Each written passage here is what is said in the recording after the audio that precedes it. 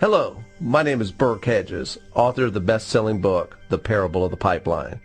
I open my book with a story about Pablo and Bruno, who take two very different paths in their quest for financial independence. What you're about to see is the delightful animated story of their adventure. So, sit back, relax, and enjoy the life-changing lessons in The Parable of the Pipeline.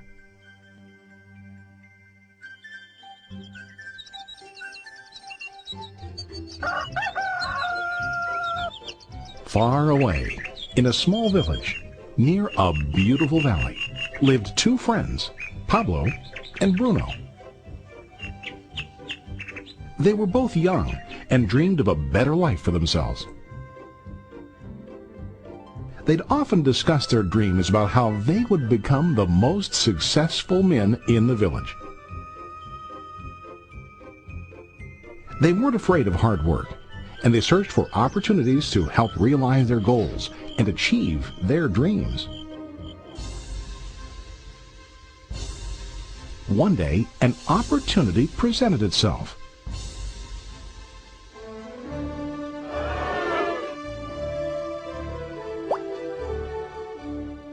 The mayor of the village decided to hire two people to bring water from a spring up on the mountain, across the valley, back down to the village. They were to be paid based on the amount of water delivered to the village. Bruno and Pablo enthusiastically got to work. Every day, from morning till evening, they carried buckets to and from the spring. They worked hard, carrying water to the village. In the evening, they'd return home with their day's wages.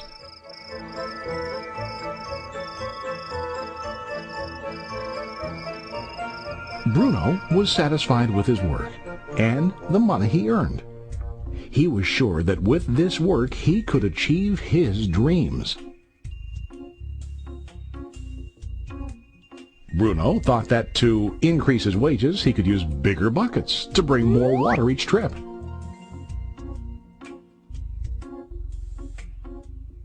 He believed with a larger income he would soon be able to buy a cow and the house that he dreamed about.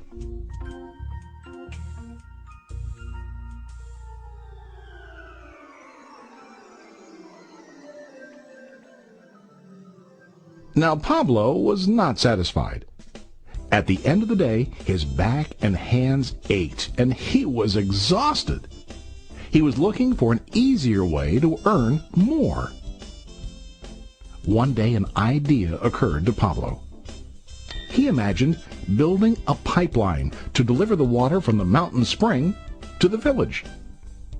With this pipeline, he could get more water to the village without carrying buckets back and forth from the spring to the village. Soon, he got very excited about his idea and began to plan. Pablo, of course, shared his idea with his friend Bruno and asked him to join with him to work on and help build the pipeline. Bruno thought the idea was crazy. All Bruno could think about was what his money could buy today and how to get it quicker. He felt that building a pipeline would slow him down and delay him in achieving his goals. Instead, Bruno got bigger buckets and went more often back and forth, fetching water. He was sure that with this method, he could make more money.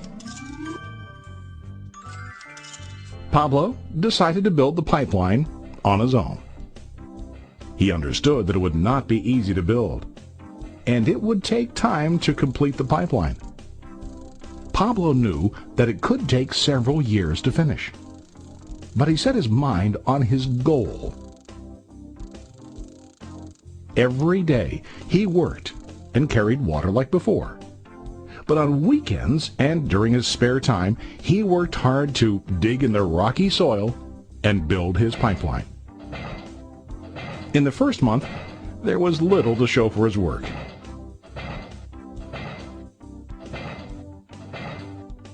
Bruno and the villagers laughed and teased him.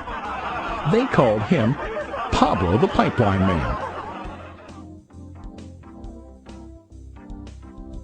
During this time, Bruno's income doubled. He already bought a cow and a bigger house. His lifestyle changed.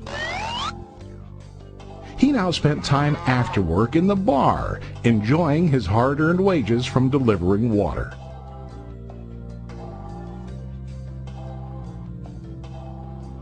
What Bruno didn't realize was that his body was starting to stoop from carrying the heavy buckets every day.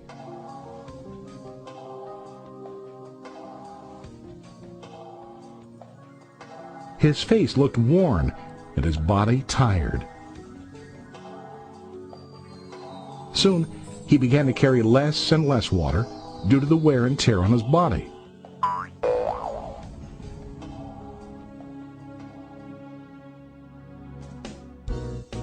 Month after month, Pablo worked. Soon a year passed, and then a second year. Finally, Pablo finished his pipeline. He now used his pipeline to deliver water to the village instead of carrying buckets. Pablo was now earning more money than ever before. The water continued flowing to the village, while Pablo wasn't working. While he slept and ate, the water flowed. Pablo was happy and proud of his insight, persistence, and hard work. Now his income flowed as long as the water flowed through his pipeline.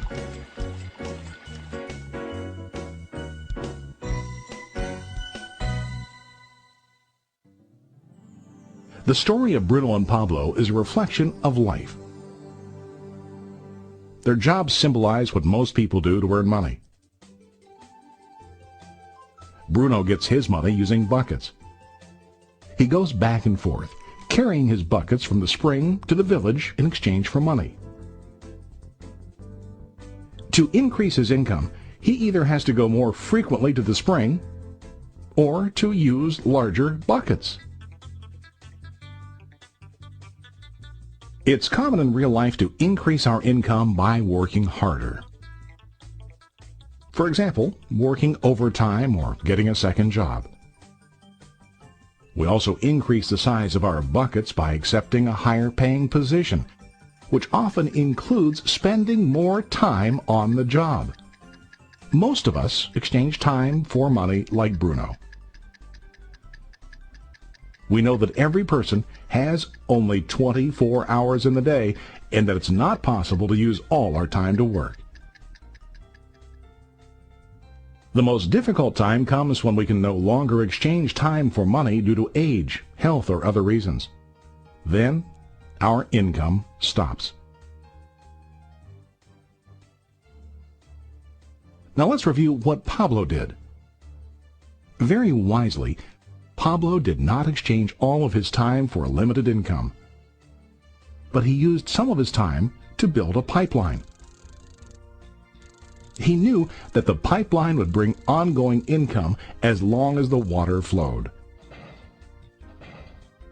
An ongoing income that multiplied the time he worked each day. Pablo knew that someday, maybe because of age or health, he would no longer be able to exchange his available time for money. Pablo knew that if he could make his idea of a pipeline work, then he only has to do the hard work of building the pipeline. After the pipeline was completed, Pablo was able to monitor and maintain the flow of water to ensure that his income will continue. Pablo has shown us that to earn an income, we don't always have to directly exchange time for money. There really are better ways. How about you? Are you still like Bruno, who directly exchanges time for money? Or do you want to be like Pablo, building and maintaining a pipeline for ongoing income?